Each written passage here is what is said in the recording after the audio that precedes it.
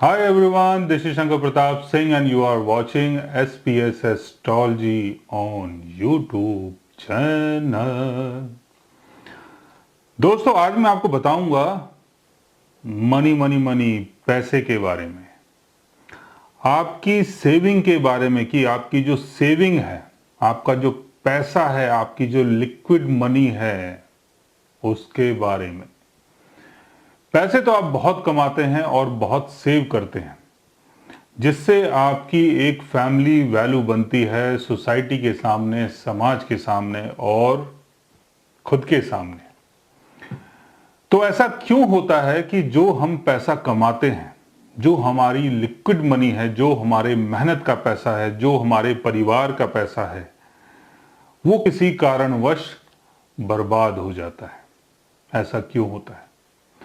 और आजकल की जो हमारी सीरीज है वो कहीं ना कहीं इन्हीं सब चीज़ों के ऊपर आधारित है।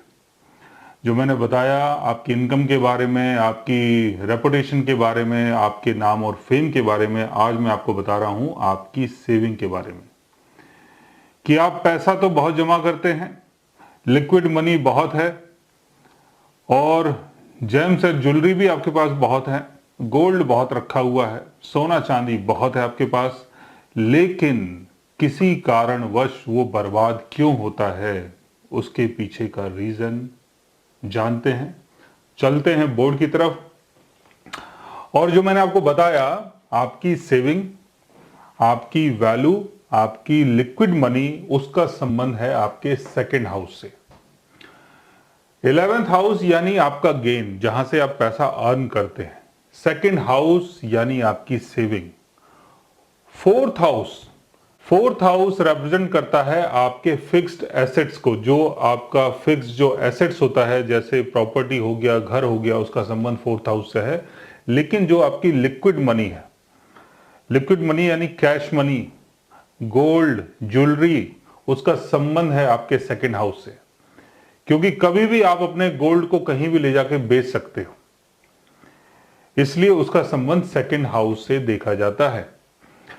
अब सेकंड हाउस का लॉर्ड अगर वक्री है, कंबस्ट है, तो पैसे को सेव करने में आपको परेशानी हो सकती है। या अगर ऑलरेडी आपने पैसा कोई सेव किया हुआ है, या आपके मदर फादर ने अगर कोई पैसा सेव किया हुआ है, तो वो बर्बाद हो सकता है। सेकंड हाउस के ऊपर अगर किसी वक्री प्लेनेट का अगर एस्पेक्ट पड़ता है, या सेकंड हाउस के लॉर्ड के ऊपर अगर किसी वक्री प्लेनेट का अगर एस्पेक्ट पड़ता है, तब भी आपको पैसे का नुकसान हो सकता है।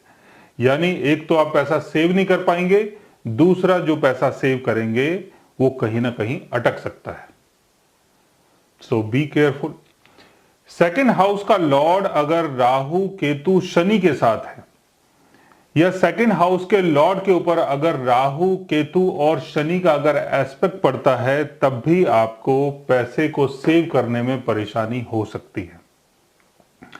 सेकंड हाउस का लॉर्ड अगर 6th हाउस में, 8th हाउस में या 12th हाउस में होता है, तो जो आपकी सेविंग है वो बर्बाद हो जाती है।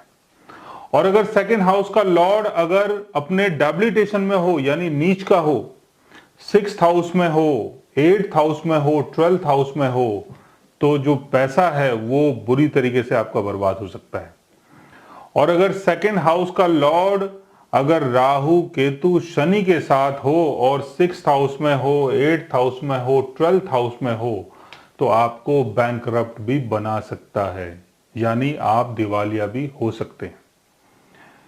तो इस बात का आप ध्यान रखें कि सेकंड हाउस का लॉर्ड कहीं से भी अगर वीक हो रहा है, राहु, केतु, शनि से वीक हो रहा है, कंबस्ट हो चुका है, वक्री हो चुका है, 6th house, 8th house, 12th house में है, अपने डेबिलिटेशन में है, राहु, केतु, शनि के साथ है, या उनका एस्पेक्ट पड़ रहा है 6th हाउस, 8th हाउस या 12th हाउस में सेकंड हाउस के लॉर्ड के ऊपर, तो जो आपकी सेविंग है, जो आपकी वैल्यू है, वो बिगड़ सकती है।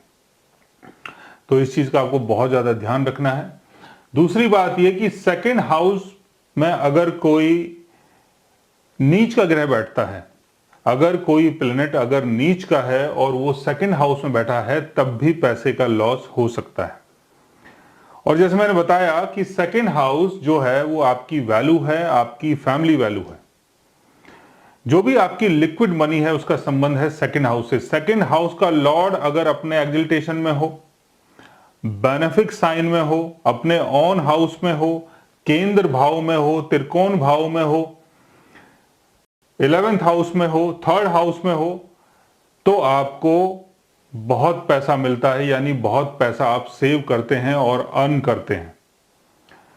लेकिन अगर सेकंड हाउस का लॉर्ड अगर वीक हो जाता है, कंबस्ट हो जाता है, वक्री हो जाता है और मैलेफिक प्लैनेट से अगर घिर जाता है, यानी जैसे आपका सेकंड हाउस ये है और यहां पर राहु है 3rd हाउस में और 1st हाउस में शनि है, तब भी सेकंड हाउस से संबंधित चीजों में परेशानी आ सकती है।